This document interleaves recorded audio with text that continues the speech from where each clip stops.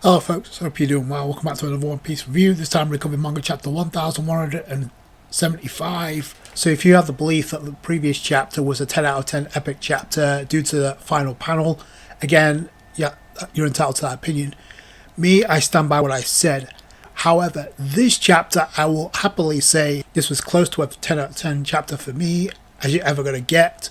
This is a massive upgrade from what we've gotten previously this year, even though it's still early days and we're just in March. But I felt like this was more of an effort by Oda to give us more faster pacing that he said back at Jump Festa than we've gotten in any other chapter this year. Because everything from the opening panel to the very last panel was Oda giving us progression and also following through with actually giving us some exposition on not only the Ragnir but also the squirrel itself, which I thought was kind of interesting that Oda did that. So we'll see how Oda follows that up. But from what I saw, this was more of an epic 10 out of 10 chapter, as close to a 10 out of 10 chapter, and we got more epic panels, in my opinion, than what we got in the previous chapter.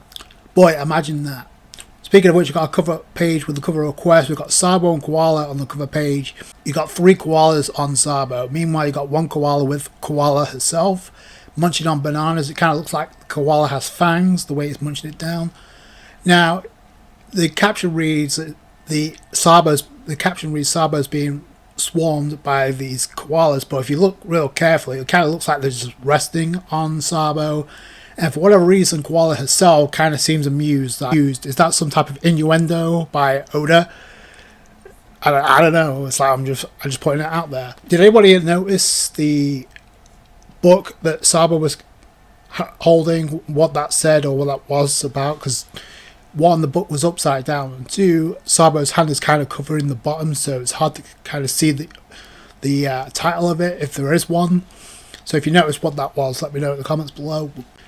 So we start off the chapter, and immediately, this is what I said about immediately from the very first panel, we see Sanji freeing Robin with Diablo Jamba. So Robin is finally freed from the thorns, hooray! And Nami's response is kind of like relief, but it's also echoing what the entire fandom is feeling right now after a month.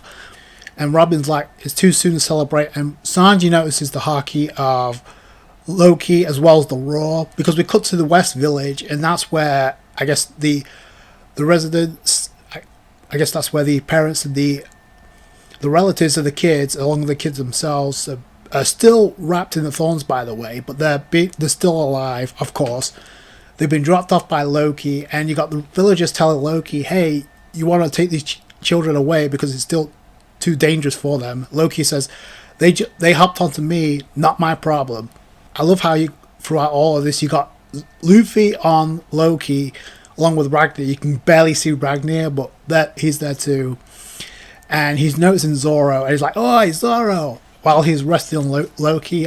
Jaro goes on to say that the kids of Elbaf are safe. Nami and Robin are kind of relieved at this point. Also, Jinbei's there. Did anybody else notice, though, that Sanji and Usopp was kind of absent from that panel? I don't know.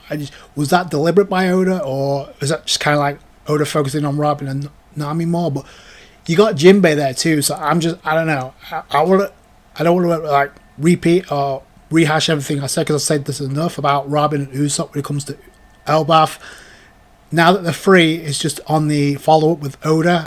You got Zoro noticing Loki in his Needhog form, and you got Luffy like, yep, that's Loki, alright. But I love how Luffy's like, Zoro, I trust you. You got this area. I'll leave it to you. Zoro's like, that's not a problem.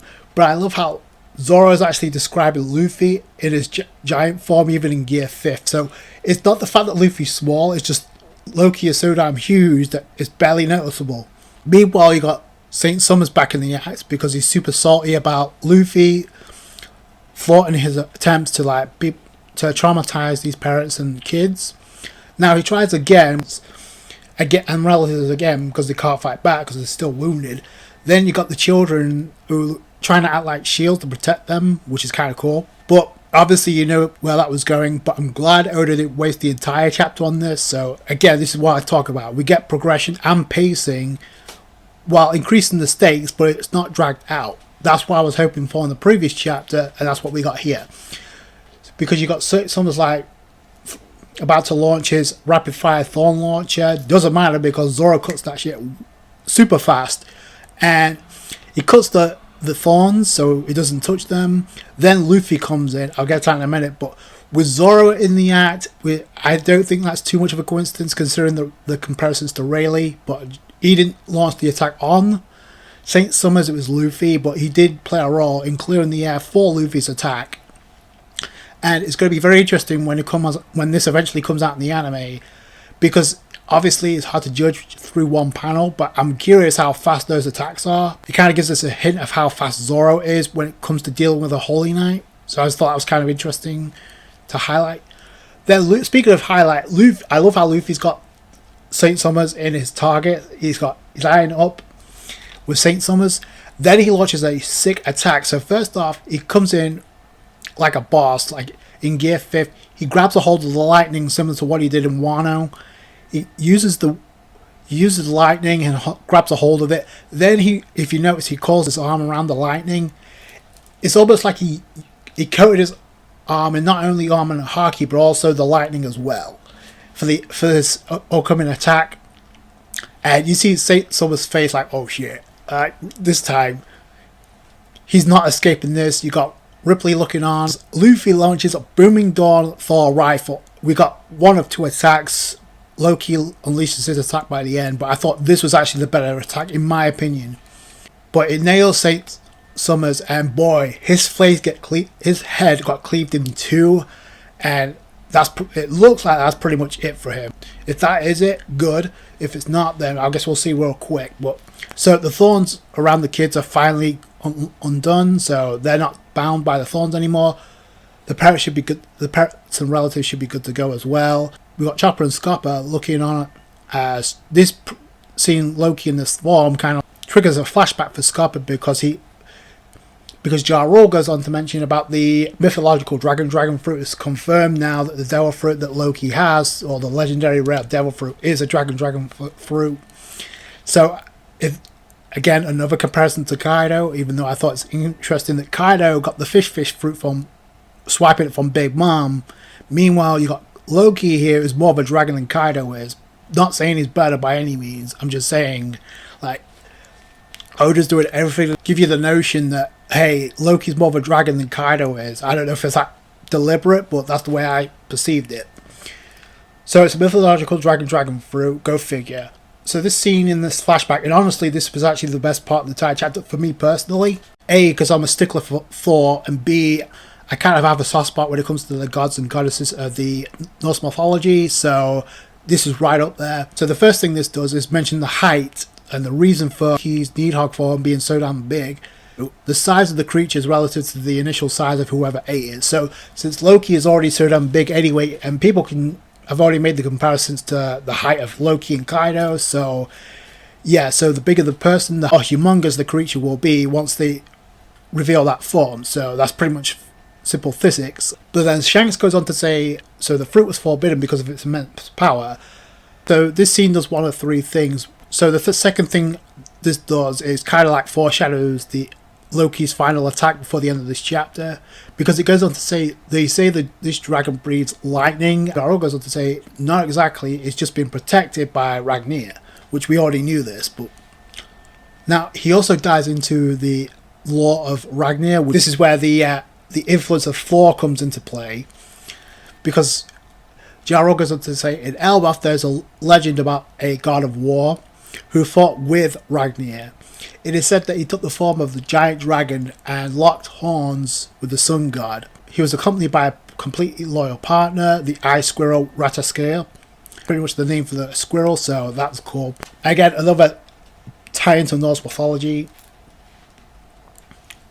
because the Ratatoskir is pretty much, along with I believe the eagle alongside Nidhogg actually reside within the Yggdrasil, the world tree itself. That follows in line with what we got here, because Nidhogg is the form of apparently the god of war who previously had the devil fruit before it was passed down.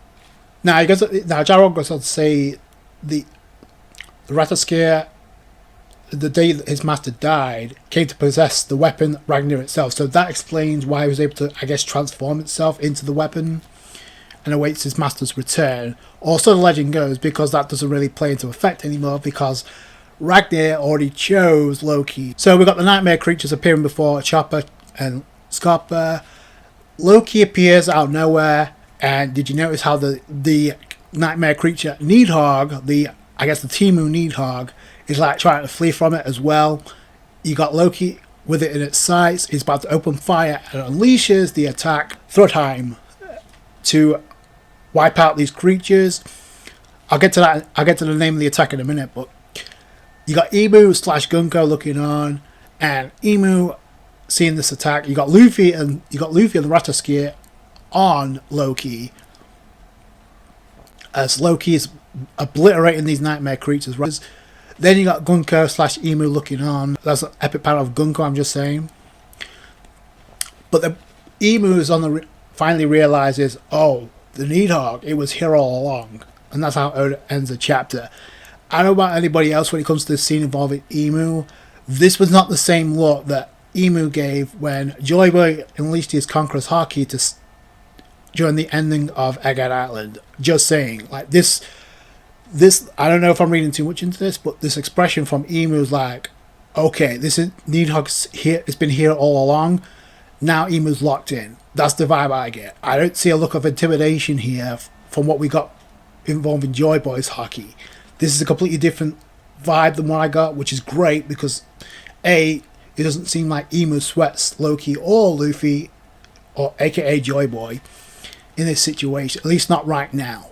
As far as the name of the attack, Thrudheim, there's a lot of meanings. Again, you want to talk about the number of references to Thor without actually giving us the name of Thor itself. First off, you got Ragnar, which is the references to the Millionaire. Check number 1. Check number 2, and then you also got the God of War moniker. You've guessed it, is also a moniker that Thor goes by. Also, Odin and Tyr also go by the name of the God of War as well. So another reference. The other reference is obviously Thrudheim, the name of the attack from Loki. So Thrudheim actually translates to World of Strength, which is actually the name of the domain or the realm that Thor comes from within Asgard. And actually Thrud is actually the name of Thor and Sif's daughter. So again, if you want to tie that in too, you can. Also, the chapter itself was a massive improvement in my opinion, from what we got on previously this year. This felt, like I said before, this felt more like an effort from Oda to really heighten up the pacing here, to amp up the pacing to more lightning fast from what we got previously. So that's all I can ask for. On top of that, he started off very strong with Robin being freed, which is something we've all been waiting for the past month. Now, it really depends on the follow-up from Oda. Like I said before, I don't want to harp on this too much because I've talked about this enough when it comes to Robin and Usopp. As far as Usopp's concerned, it's now or never. That's all I'll say. Now, the other reason why Oda gave us the Ja Rule explaining Loki's form, he did this because obviously he mentioned that Nika and the previous God of War, which again I'm surprised he didn't literally blur out the name Thor because everything else is just pretty much a reference to him. But they clashed every now and then. The vibes I get, I don't know if anybody else, it kind of seems like the Roger Whitebeard dynamic when it comes to like the previous God of War and Nika, or Joy Boy in this case. But the main reason why Oda did this, not only to highlight the attack and the size of Loki as well as its form and the importance of its form, but also to reveal the fact that this is a different day and age. Like, they're not at odds with one another. They're going to be fighting together to protect Elbaf. That's been the constant theme that Oda's been following through since the moment Oda introduced the children. This is where it was leading to. Like, Oda and Luffy are going to lead the way, alongside with Haradin, are going to lead the way for the next generation that's going to lead Elbaf into a better future. That's been the theme from the entire get-go.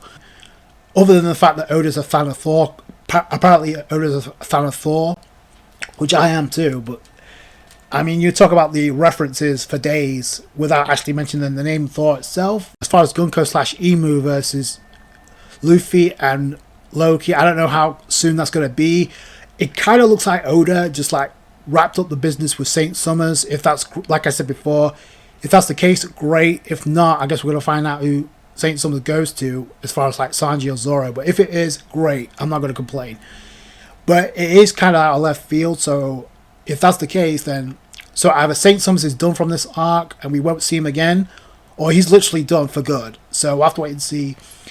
But with this, it kind of like, well, who does Saint Killingham go to at this point? Because if Luffy dealt with Saint Summers, then you would automatically think that Sanji has to deal with Saint Killingham, right? Because Zoro kind of technically helped out with not only Dory and Brogy, but also with Saint Summers. Like I said, you could also make the ties to Rayleigh as well, since he also dealt with Saint Summers back in the day. Even though he technically didn't attack him, but he was also involved. A lot of people thought that Saint Summers was going to go to Sanji. That still could be the case. Get Saint Killingham versus Sanji, which I would not mind either. That'd be out of left field and kind of different from what we was expecting.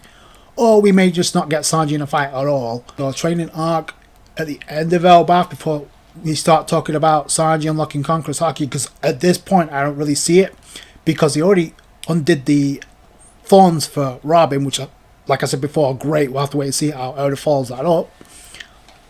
But with that, that's kind of been resolved here. So what else is there for Sanji to do? Now, when it comes to like Loki, I don't want to dash anybody's hopes here. When it comes to like Loki fighting in this form, I truly believe the reason that Oda gave us this attack, because I don't think Oda's going to have Loki draw Loki fighting in this form. He's way too big.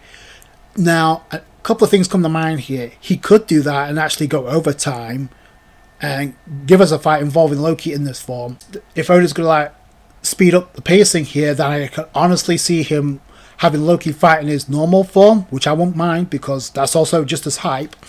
Or, and I said this before, like Loki's going to reveal a hybrid form, which would kill two birds with one stone, because at the same time, it'd be a huge reference to Kaido, but it would also help Oda draw Loki fight against Gunko even more. I don't know, I'm just throwing it out there. There's a possibility. It's a mythological dragon fruit, so I don't know. Will we get a hybrid form from Loki? It's possible. In fact, that's my main prediction. If we don't get to see Loki fight in this Needhog form, then he's definitely got a hybrid form in the works. Like I said earlier, I did see Emu sweat this attack. Now, that could be a different story in the next chapter, but right now it doesn't seem that way. And Brook really could be the determining factor here, because we haven't seen Brook in a while, so that could also play a role in this fight. But we know it's about to go down. Gunko versus Loki and Luffy. Like I said, do you think it's possible that Oda actually will have Loki fight in this form, or go back into his normal form? Or is Loki going to reveal a hybrid form, and that will kill two birds with one stone? And the influence from Norse mythology continues. For me, that was the highlight of the chapter. But this chapter overall, I thought was more of an epic chapter than what we got previously this year. So before I wrap up this review, it seems like there's word on the town is like Oda's got a massive new project in the works, and we don't know much about it. It's going to be teased in the next issue of Shonen Jump, so we're going to get a better idea of what Oda's cooking in the next issue of Shonen Jump. But as of right now, we don't know much about it. For all we know, it could be something referencing to the One Piece remake. It could be something to do with the movie that's apparently in the works, or it could be a new game, or it could be a part of a new popularity poll that Oda's got in the works. We don't know. I imagine the colour spread is going to give us some tie-in here, because we've got a colour spread in the next chapter coming. But those are my thoughts. Please tell me yours in the comments below. That's going to do it for you guys. If you guys enjoyed this video, you guys know what to do. Hit that thumbs up. I appreciate that. I appreciate your support when it comes to these One Piece reviews. Take it easy, guys. Bye.